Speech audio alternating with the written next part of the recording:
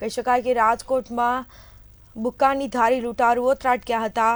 Kalavad road પર લૂંટારુઓ ત્રાટક્યા હતા।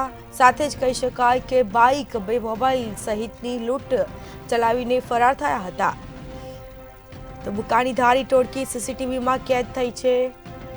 સમગ્ર ઘટનાના સીસીટીવી ફૂટેજ પણ સામે આવ્યા છે। પોલીસ પેટ્રોલિંગ વધારવાની માંગ ઉઠવા પામી છે। તો રાત્રિ સમયે આ ઘટના બની હતી। રાજકોટમાં બુક્કાની ધારી લૂંટારુઓ ત્રાટક્યા છે। સાથે જ કહી શકાય કે કાલાવડ રોડ પર લૂંટારુઓ ત્રાટક્યા હતા અને ચોરી કરીને ફરાર થયા હતા।